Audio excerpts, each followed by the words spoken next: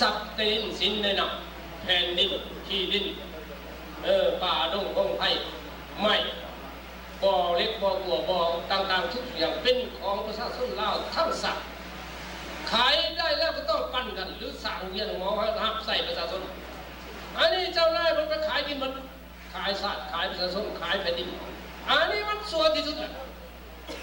พวกนี้จะตายล้านสัตว์เขาเกิดมาล้านสัตว์จะต้องตัดสินประหารชีวิตมันล้านด้วยอย่าไปเป็นนักขัดทุกคนมีสิทธิ์ปันส่วนกันสับในดินสินในน้ำของสัตว์นั้นแม่พวกเจ้านายไปขายใหม่ขายสับในดินสินในน้ำไปกินหมดแล้วก็เปล่าให้ประชาชนเลยปลูกใหม่ก่อนดีกว่าให้ตัดใหม่เอาว่าให้ตัดใหม่ก็จะต้องสักทองเขากินอิ่มเลยเอาเงินไปฝากอยู่ธนาคารต่างประเทศเนี่ย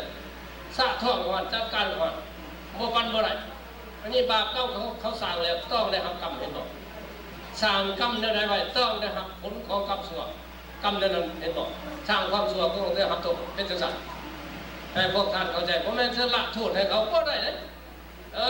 ข้าพเจ้าคนเตี้ยเรียกว่าจ้องห้องบลืมจักเถื่อเครียดแค่แล้วจะต้องหน่อยตายคนพันล้านชาติเลยบลืมคนหัวนี่เป็นสัตว์เลยเอามาหิตที่สุดเลยแต่คนดีพระที่เอามาหิตหรอกคดีเขาย่อมือเลยนกเขาแต่ไม่ยิ่งเนี่ยเขานกง่ายแล้วก็มันจะยิงไปยุบยานไม่ยิ่งเนาะอันนี้นะพวกท่านเข้าใจของคนเราครับนั่นนี่นะเป็นของคนเราทุกคนของปฏิหักแหละรักษามันเป็นสัตว์พวกท่านจะไปยกโทษให้เขาเด็ดขาดท่านพวกท่านไปห่วงกับคนส่วนนี้พวกท่านจะได้รับโทษตามๆกันไปเทวราฟ้าแทนนี้พญานาคขึ้นมาแล้วเห็นบอกเอาก็ได้พระพุทธรูปนาคอีกนาคเก้าหัวมาอีกโชคชะตาวาสนาเนี่ยว่าดีสุดเอาเกิดมาบริมิตจะเกิดนะพาคุ้มคนกับเก็ตเป็นเก็ตอยู่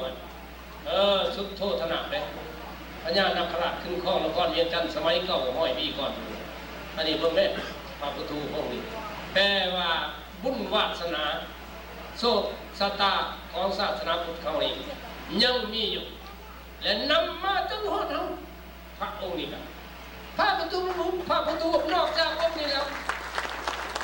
ข้าพเจ้าได้ซื้อไว้200 กว่าองค์เนี่ยมีครับ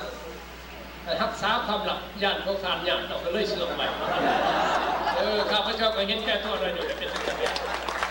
ท่านพวกท่านญาติไปสักสิบวันไหนจึงจะเป็นเสื่อมต่ออีกข้าพเจ้าจะเชื่อว่าเวลาที่ให้พวกท่านเห็นมัดสร้างอนุสาวรีย์สิมไว้คักอยู่วันเงี้ยบอกศาสนาพุทธจำตกไปแล้วแต่พวกเขาอพยพนี่ปกปักรักษายึดไว้รักษาไว้เนี่ยพระพุทธรูปทุกองค์จงนำพวกเขามาพวกเขาก็ได้ไปไทยเอามาไว้ไทยเอามาไว้นี่สำคัญที่สุดเหรียญนาคตัวจริงก็ได้ขึ้นมาแล้ววันแต่ก่อนไม่มีแต่สื่อเห็นแต่หูอยู่นะสิงน้ำบดน้ำบัดว่ามามันขึ้นมาเป็นโตอันนี้แบบบุญโชคชะตาวาสนาของเขานี่ยังมันขึ้นแล้วพวกเขาจะเพชรให้มันคงตรงแกนจนกว่าตลอดชั่วฟ้าดินสลายไปนี้ก็มีมนุษย์คนจะบริษัทตาวทีพีสาตายมานายได้มาจักรวาลจะมาทำลายได้แม่โมเดลเด็ดพวกมันก็จะสิ่งต่อไปนี่เนอะข้าพเจ้าพ่อขอมาทุกคนนั่นแหละไม่มีใจอดทนบักบั่นพยายามเห็นยังกันโอดทนมาละหายใจอดทนกินเขาอดทนบัดแต่มันมีความอดเห็นยังกันมาเลยเห็นว่าเสียงเมียงเสียงกันเทศเสียงเมียงขึ้นไปนั่งวัฒนธรรมก็3 คำอด3 คำเลยแหละพวกฟังพวกเขาใจมันบอกไม่ต้องทำอะไรมหาคุณตักเทศก็มีชนดังที่แล้วความอดทนคือเขาอดกันใน36 ปีเนี่ยมหาอำนาจซื่อจากมีประคำซับบ่พันเงินยึดมันอยู่เท่าทั้งหมดนี่สมัชชีเขาทัวร์มันหลบลาวตะวันออกตะวันตกเต็มไปหมดตามที่ยานเนี่ย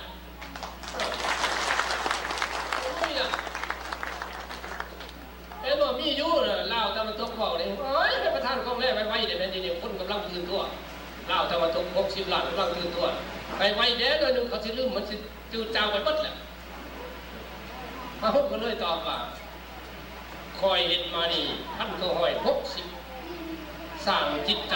ลาวเนี่ยมีความหักสักหักแผ่นน้ำในดิน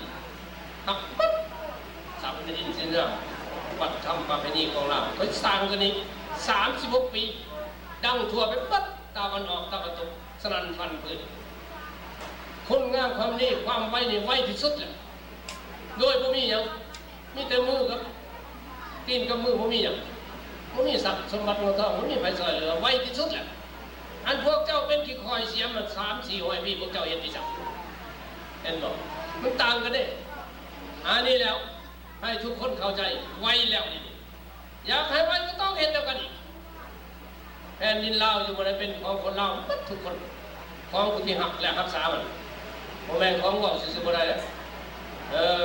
อยากเห็นอยากกินข้าวต้องเห็นหน้าเห็นหมอเขาเทศอยู่มุสลิมของบวชเดือนหนึ่งอาจารย์ยังให้เทศพอไปออกจากฟังของเล่เทศเนี่ยปล่อยพระยิเทศได้บวชเดือนหนึ่งเลยคุณจักแต่นโมตัสสะคุณจักเนี่ยเทศของประเทศสิ้นไปแล้วนะไปก็ฟังขึ้นตะบิดก็ครับว่านะโมตัสสะโตอะระหะโตสัมมาสัมพุทธัสสะแผ่นดินลาวของเรามันกว้างใหญ่ให้สารทำเป็นเนื้อแต่เนื้อติดกับอะไรพลังทั้งแต่ติดกับปีทั้งตะวันออกติดกับไปนุ่งแดงแก้วทั้งตะวันตกติดกับกุ้งสีอยุธยาคนเราเกิดมาแล้วซ่องหูจักบะหูจักบุญสิ่งใดที่ตนบ่มักแล้วมนุษย์ในโลกคงจะบ่มักกันการขับรถที่ว่าคนสิ่งนั้นก็เป็นการบ่ดีอยากกินข้าวต้องปิดหน้าอยากกินปลาต้องตึกแหแช่มอง